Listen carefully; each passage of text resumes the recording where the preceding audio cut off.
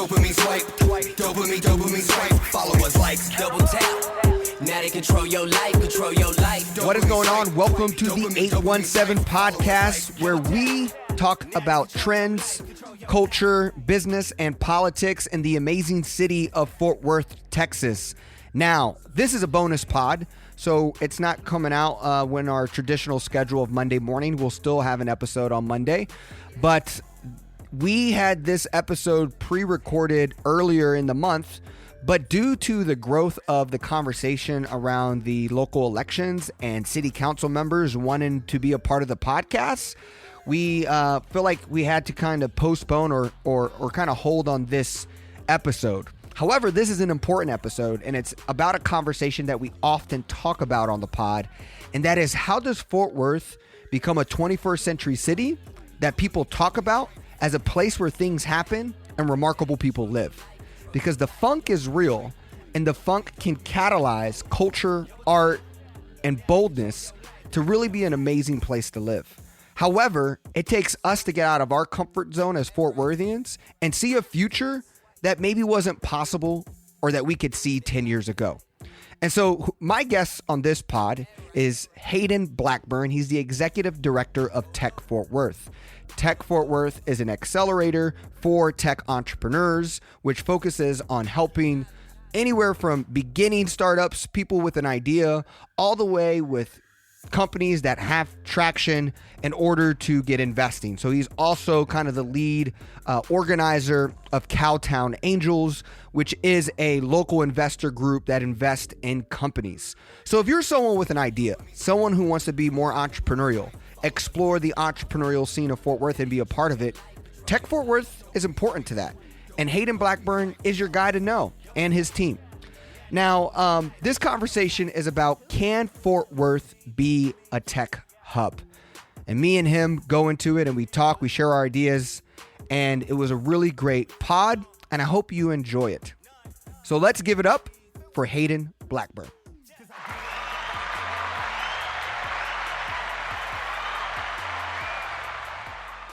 Hayden Blackburn. I was born here in the city of Fort Worth, raised in the region, lived most of my life in Tarrant County, but did boomerang out to the beautiful city and windy city of Lubbock, Texas, to get that undergraduate degree and start a professional career in economic development and social enterprises and helping founders launch their journeys. And then returned back here in 2009 and have been here ever since, kind of honed in on the entrepreneurship support space within that niche of economic development ever since, and been involved in the launch of a mixed industry incubator, current roles with Tech Fort Worth and Cowtown Angels, and in between helping with 1 Million Cups and startup weekends, and just activating as much resources as we can for those that are launching new ventures. Yeah. So can you tell us I remember when we first talked, you told me about your first kind of social enterprise that you started. So can you kind of tell us about that? Absolutely. We were walking out of our last test. A friend of mine on the same consulting team approached me and says, "Hey, I have a vision and I've got an idea. I need a team and I need help putting the plan together, raising the capital, and getting it launched." When I leaned in, I said, "Yes, please." And it was a sober living facility and program for young adult males coming out of addiction treatment programs. And it was a passion project. For him and myself just addiction touches so many families in such a just terrible way that it was really empowering to create something from a social impact, but also new venture creation that had some lasting power. And that organization in Stages of Recovery has celebrated, 12 plus years of operations, and glad and proud to be part of the origins of that story. Yeah. And so now diving over to all that you say you kind of do now, I know Tech Fort Worth is kind of maybe, 70% of it, I'm guessing, your lifestyle. But what can you explain what Tech Fort Worth is and what Cowtown Angels is for people who are maybe not in the emerging technology entrepreneurial space? Yes. At our core, we are helping innovators launch and grow tech companies. and have been doing that since 1998. It was launched to kind of diversify in the economy and strengthen kind of the health sector. That's where it kind of really focused in. Leaders within the mid 90s and late 90s were really looking at how do we diversify after kind of a large loss of jobs within the defense industry came in. And we've been focused on medical technologies from pharmaceuticals, therapeutics, diagnostics, and devices, and even now health software for that entire journey. And that still captures 54% of our client base today, which we are working with 39 companies, diverse industries represented outside of just health. You see agricultural technologies, consumer goods, both hardware and software on those pieces. I mean, just over the last couple of years, you've seen even robotics and mobility and transportation represented within that. So we try to meet the entrepreneur where they are and have a series of programs, whether you're at the idea stage and kind of fleshing out, does this have product market fit? And am I going to put all of my energy and resources into this? To the hiring of the first non-founders onto the team, to those that are launching globally and getting into new markets, trying to support that whole journey of building a sustainable technology company, or if they're really going for the true high growth kind of technology model of reaching an exit and that kind of acquisition pathway, which within the payoff from the seeds that were planted in 20 plus years ago, over the last 6 years, we've seen 5 exits within health, therapeutics, pharmaceuticals, diagnostics, software, within the Fort Worth community and connections to the Fort Worth community. And so that's what we're seeing even now. Like, what seeds are we planting today that are reaping fruit in 20 years? And that's what kind of led to a lot of the new programs that have launched over the years, and Cowtown Angels being one of those, launched in 2012. My predecessor, Darlene Boudreau, big kudos to her vision and getting it activated and getting individuals, accredited investors activated to start putting capital into early stage companies. The group is at 50 plus members, wide variety of backgrounds and experiences, all individual decisions. We have not evolved to have a fund, although that is one area that Fort Worth is really lacking in the entrepreneur support kind of organizations and system and ecosystem of support is kind of a seed fund. But it's something on our trajectory, and the group has been active throughout the pandemic, completely virtual since last April, and continuing to invest in both local, regional, and national, and some international companies. They're agnostic to industry and to geographic, but absolutely play favorites to the local and want to see deal flow and help support entrepreneurs here in the local community. Yeah. No, awesome. And I think for most people in Fort Worth, they probably have no idea that we have this or that these are things that are happening. I mean, me and you talk about that. And obviously it's a constant blurb on the pod and just around the economic narrative with Sparkyard and Cameron Cushman and the Innovate Fort Worth podcast is around, Fort Worth being the 13th largest city. Yet we're, I believe 40th of venture deal flow, if I remember correctly. So behind Albuquerque, Omaha, and other places. And what do you think is the gap that we need to jump for Fort Worth to be seen? Let's just talk about what are the goals to go from 13 to top 10. And then how do we really become somewhere where people see like, oh, this is where the future is. What you saw in Austin, what you're now seeing in Miami. Where do you feel like our disconnect is to realize all this is happening right here in Fort Worth, but that more of us can participate in it as local, I guess, economic drivers, as people and entrepreneurs? 3 words come to mind: awareness, appetite, and action. We've grown in awareness. We need more and more voices. And I mean, just speaking with you about the power of journalism and local journalism to tell those stories about what's going on that is not as visible as the other things. I mean, the innovators working in the garage or in an office or in a wet lab are usually quietly tinkering away, creating incredible amounts of value to solve problems. But most of the time, you're not going to know about it until it hits that headline grabbing news, the overnight success that took 10 years to get there. And even then, it's a lot of noise to cut through. So is there an appetite and interest within this type of new and the innovators that are creating new, whether that be technology or art or small business and Main Street, whatever kind of journey that the entrepreneur is taking, if they're creating new value, the appetite is growing within Fort Worth to be a more robust home base for those that are growing here and relocating here. But then it's also about just getting to action, leading towards small steps that start to move that needle.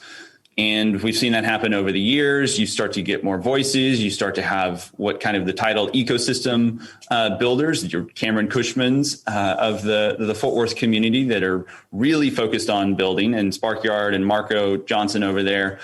And the action is going to take 20 years, 30 years, a vision out so much further that what we're doing today is going to reap benefits down the road. This instant gratification isn't always going to be there, but celebrate those small wins and big wins as they come up. But the kind of just circling back, I mean, leadership planting seeds in the late 90s to launch an organization like ours, then seeing kind of robust success over the last 5-6 years with kind of seeing what that model can do is we need more of that. We need more organizations that are really driven, really helping in that kind of servant leadership role. One of the values that we kind of have as a core value of Tech Fort Worth and of everybody involved is give before you get.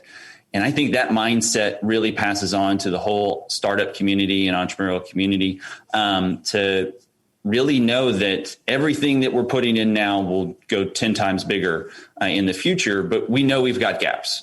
Who are the people and who are the champions willing to step up to take on one of those gaps and lead it and activate the community behind it? Yeah. No, it's interesting to hear you kind of, talk about decades, especially in the game of just kind of high growth and speed. And I feel like if Tech Fort Worth and Fort Worth as a whole and its entrepreneurial scene, let's say the birth start of it is like the 90s when you guys started Tech Fort Worth, 30 years feels like a long time to still be relatively, sprouting something special, I guess. But then it's cool to hear you talk about the next 30 years. How do you, I guess, what are your, strategic kind of actions that you want us to see? Because what's tough about this, and this might be getting 2.0 on it, is the space of venture is also changing, right? It's how people are getting funding is changing.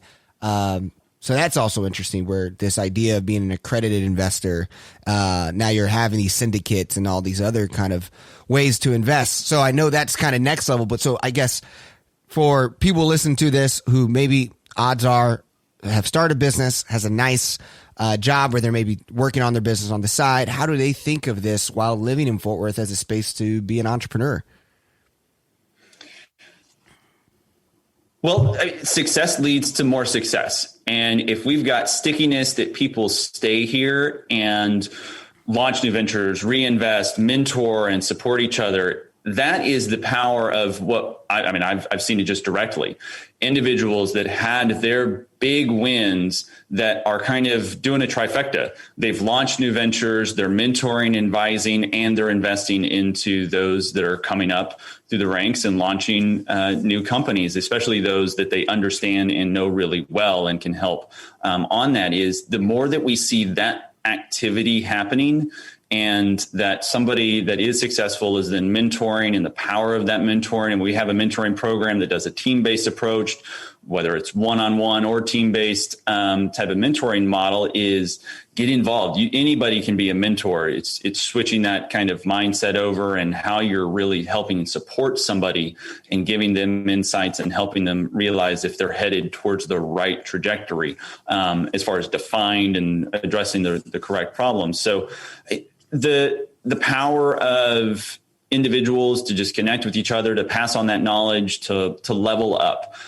So, I mean, I spend most of my time with high growth and technology. Before this, I was working with more of the Main Street lifestyle kind of micro enterprises. And no matter the profile of the entrepreneur, the sharing of knowledge and passing it on and having a network of individuals, whether it be small or large, can really be a multiplier effect for our community. And so if we ever, as an entrepreneur or those that support entrepreneurs, feel like we're creating a silo, we've got to blow those up. Yeah. We got to make them inclusive. We've got to have access to all walks of life and all profiles of individuals that are looking to go down that path. And that's the beauty of just, I mean, some of the things that we already have in place, organizations like the Tarrant Small Business Development Center and SCORE that cost nothing to the individual except for their time to go in and get that support and help, whether it's trying to get the capital to launch and put the business plan together or fill gaps and meet with mentors that have been there before.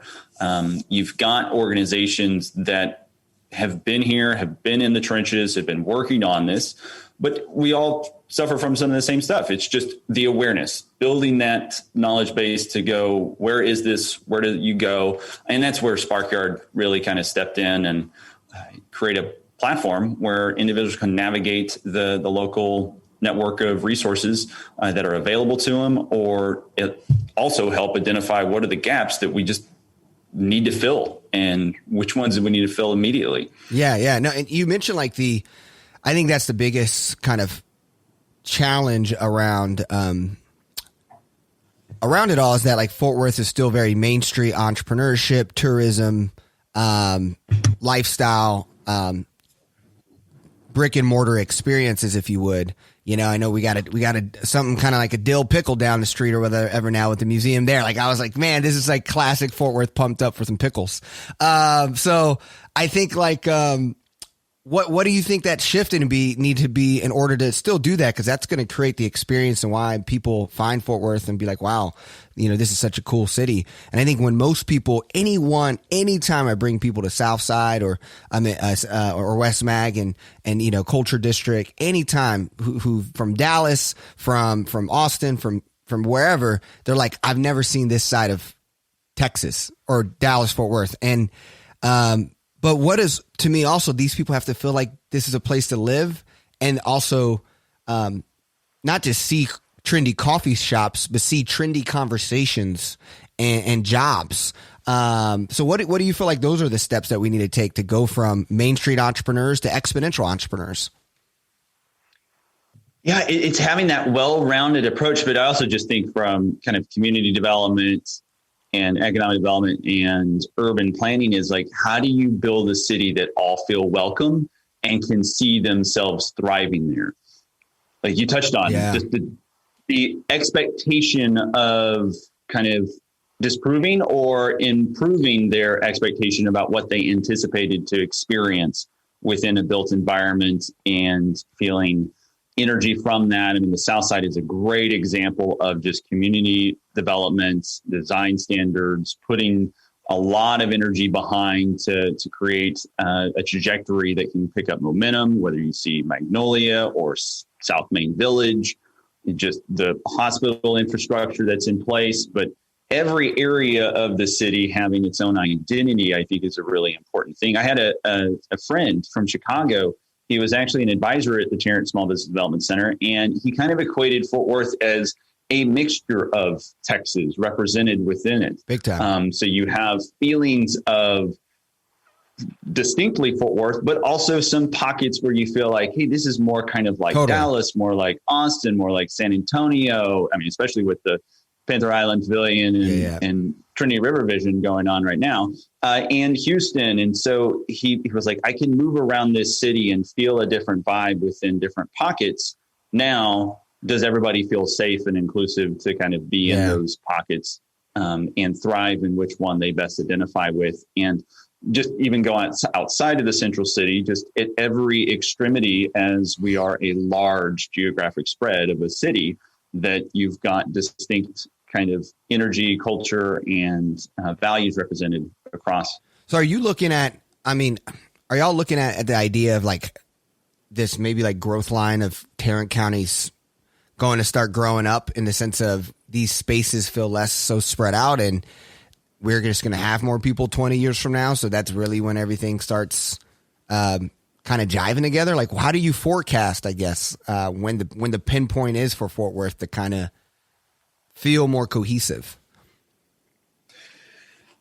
Yeah, I mean, I would leave that to the urban planners and kind of the density. You've seen development happening to create increased density, so you've got greater chances of collisions and the positive types of collisions, not traffic collisions, but individuals interacting with each other that can connect the dots and create a fabric of a network that can be amplified from there, but also just using digital tools to get individuals connected across the region.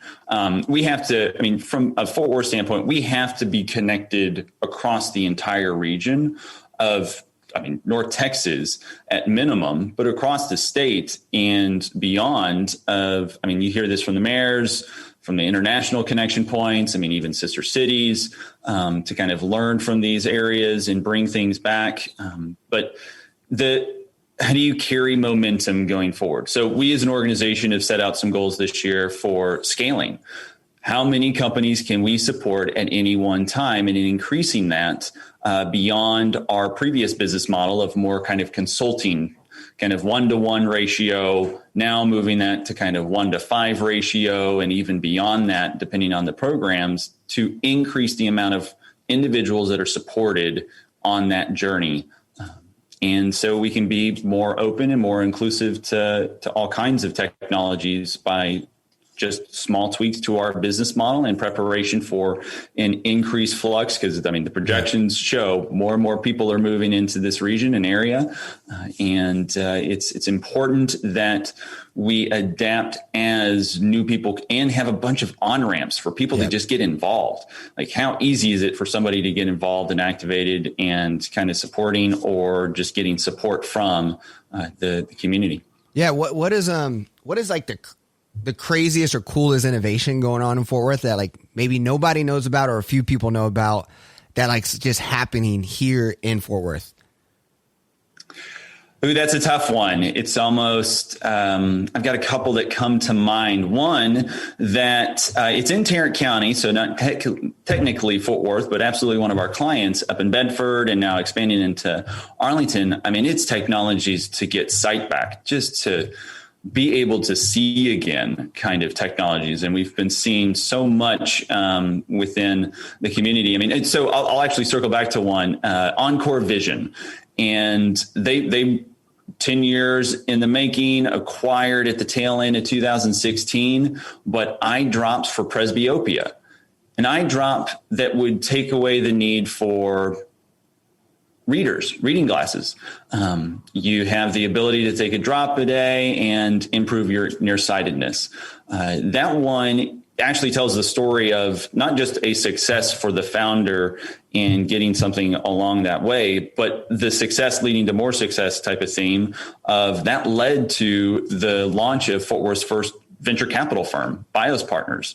The team that was involved in the due diligence from an angel standpoint to look at Encore Vision, to then place their money and bet on that technology and founder.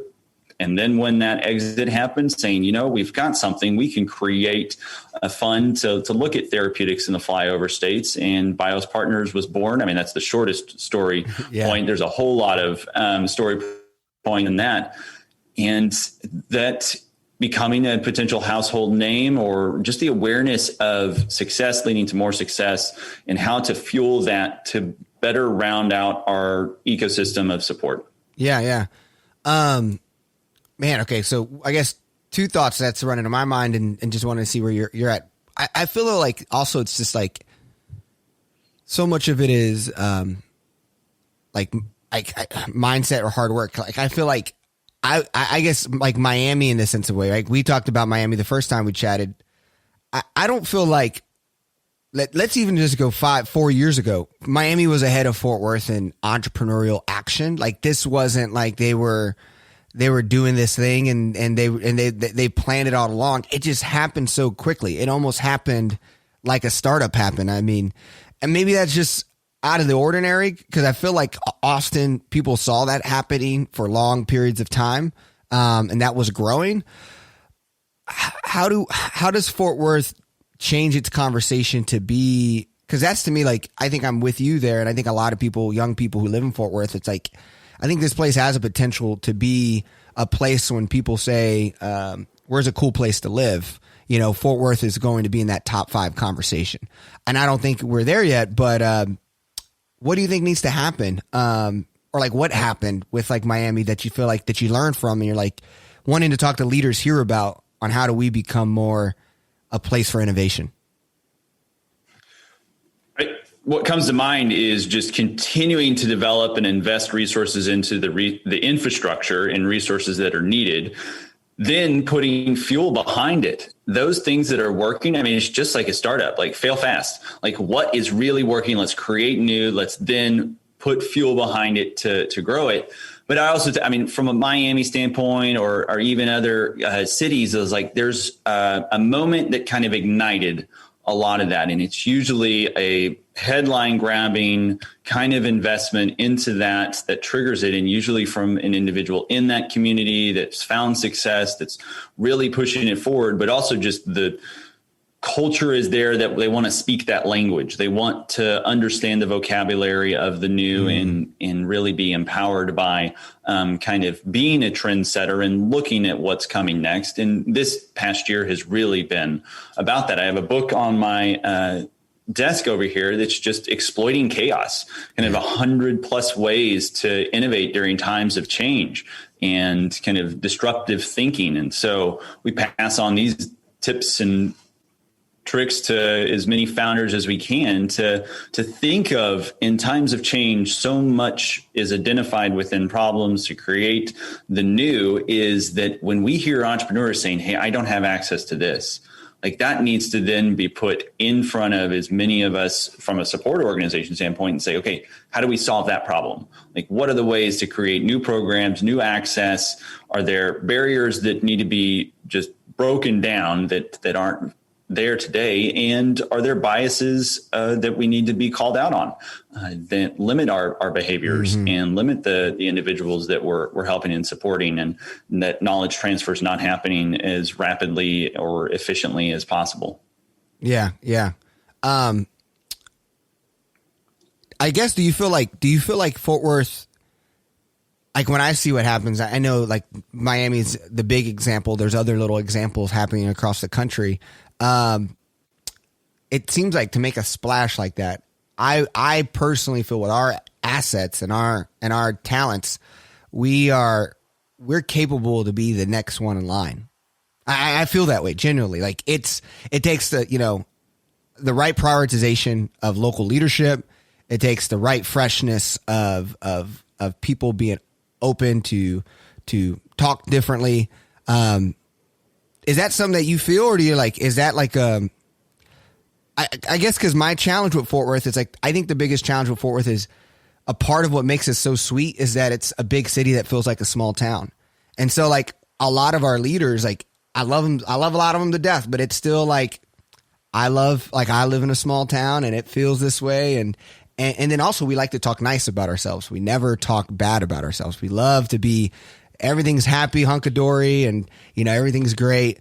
So I don't know. I just feel like there's those challenges. And you mentioned the headlines. And when Fort Worth is in the headlines, we're usually in the headlines for, being redneck or being very like, oh, wow. Like I feel like when people want outside of Texas to give that Texas stigma, it's usually something that Fort Worth does that then gets us in the headlines, unless it's our, state politicians. So what is your kind of thoughts of Fort Worth being the next Miami, and if that's really a possibility?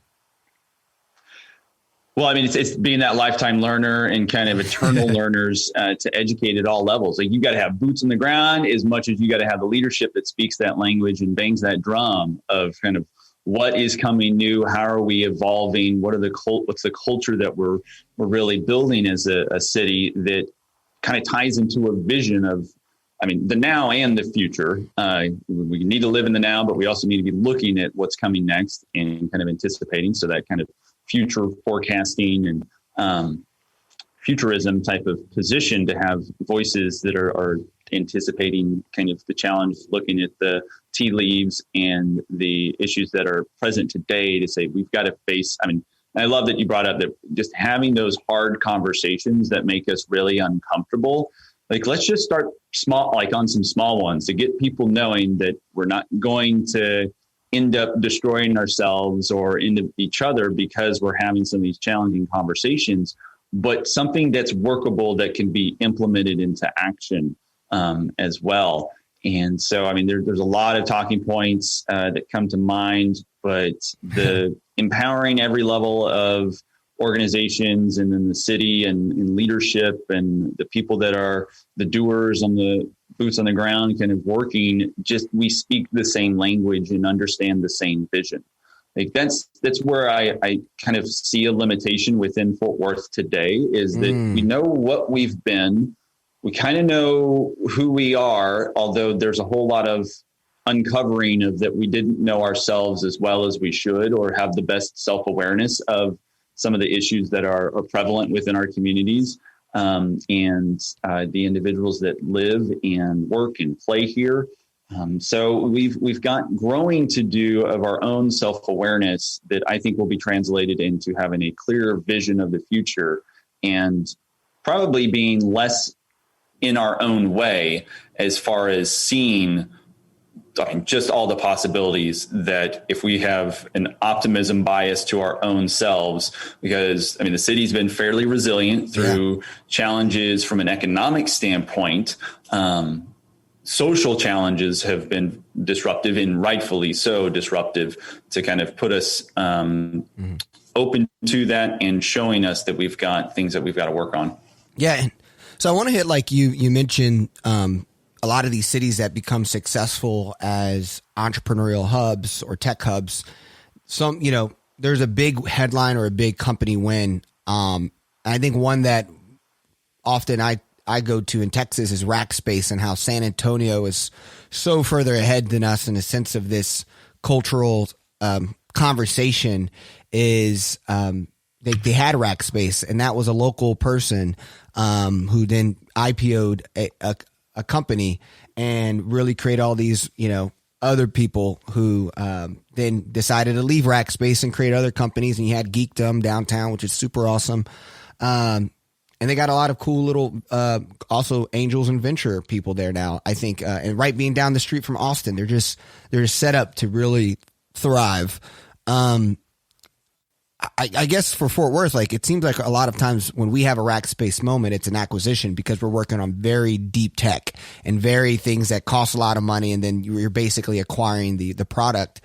How do you feel like you look at what happened in San Antonio and see like what is needing to combust here in Fort Worth to maybe pull off a unicorn here? Ooh, to pull off the unicorn and to be a place that a unicorn can be built. Now, full disclosure, I've also told entrepreneurs that unicorns are not your role models. I love that. Being a non-backed startup, I support that. Yeah, but on the subject of role models, like Rackspace, I mean, that is a household name in that community and recognizable. And then you see the combustion moments of purchasing a building on the river to create Geekdom, to co-locate all kinds of clusters of individuals, and especially around kind of cybersecurity and everything like that. And we at Tech Fort Worth, for everybody listening that doesn't know where we are, we're at the corner of Rosedale and 35. Old middle school, elementary school buildings, the James E. Gwynn campus, actually the first campus for African-American students and children to come to school out of the homes and out of the churches. So it has a fantastic story and history and a new life given to it. And people will look at it and say, oh, well, you're high tech. It's an old school building. Shouldn't you be in like a glass tower and really growing from there? Well, I kind of agree with Jane Jacobs, the developer from up in New York, that like new ideas need old buildings. I don't need to feel bad if I mark this up and get it messed up a little bit as I prototype or as I just work in the day to day. But we've also communicated that like this is proof of concept. Like we had seeds planted by leadership to create this campus that would co-locate. I mean, I think we're at 14 organizations right now on this campus that are all focused on supporting entrepreneurs and economic development. And that's a rarity across the country of having that much co-location of partners and resources together. But this is proof of concept. We've proved that some of these models can really reap some benefits. Now let's put some fuel to the fire and get some combustion of getting more homegrown things building. I mean, just 2 weeks ago or last week, Eosera, company working on ear care, ear pain, ear itch, even cleaning your AirPods, celebrated being ranked number 25 fastest growing company in the Texas region on the Inc. 5000 regional list. Wow. It's pretty impressive. 433% growth from 2017 to 2019. And that is something to absolutely celebrate, to say, look at what can grow here. I mean, I think they've grown from like 1,000 square feet to 20,000 square feet just here in the community, and have leaders that want to stay here and create jobs here. And they chose to kind of do their manufacturing and really building it out. But most people aren't going to know about it. And I think it's an opportunity to kind of share that. I mean, we all have ears, so they're solving something that can help within this area and doing really well. It seems like if you make an ear product over a mouth product, you got two ears, so you're just always doubling the product with just picking the right body part. So absolutely. But so no, honestly, Tech Fort Worth to me is in a great location. I mean, sure, we might have a little signage so people know it's there, but like besides that, you're in the corner of where the Magic's at in Fort Worth, West Mag and South Main, and anyone worth having here is going to want to be around there. So I think, and if you honestly, Geekdom and the Riverwalk was not a place where people wanted to be in San Antonio, and so I think. Yeah, I think it's a sweet spot. And also, you mentioned it having a lot of history for Black Fort Worthians. I think that is also very important into y'all's role, though, is this inclusion of diversity and this inclusion of the other side of 35, and really thinking of that through. Because to me, I think my biggest frustration as an entrepreneur of color, an entrepreneur who's playing in a tech space, kind of, I feel like I'm 1 foot social, 1 foot software, is just understanding the knowledge of why we should care about it. There is not a greater way to make money or accelerate power within self without, I think it's just it's in playing in software. But so many kids, you can go up to your favorite Fort Worth entrepreneur right now and say, NPS score. I don't know. I don't know if, or you could say multiples and understanding how it works from going from a Series A to IPO, and how Lemonade could only revenue $64 million and be worth $4 billion on the stock market like that. And equity that you had, all that stuff is not communicated of why people should care about getting an emerging technology. And I think that's the hidden knowledge that if we can water our black and brown students specifically, but then even just kids at TCU and just people, articulating what it means to be exponential. And if we're going to become an exponential tech city, we have to have exponential minds, but they have to know why it means to be exponential. And so how do you see educating local people about entrepreneurship and what Bio Partners did and things like that? Experiential learning. How do we do even more experiential learning, internships, fellowships? I always think of it kind of individuals that would have blinders. You're slowly exposing them to a wider world view, and you see what they gravitate towards, and then just help feed them towards that pathway. The more we can expose young minds, eager minds to the myriad of opportunities that are out there, see which ones light up and then support them. I mean, I remember doing a session just with 8th graders on the business model canvas, just like, okay, let's take away the need to just have to write a 90-page business plan. Let's just figure out a business model and flesh that out over 2 hours. I mean, it was just incredible, the ideas that they came up, and just intuitively being able to connect the dots around how a business model could play out within that time.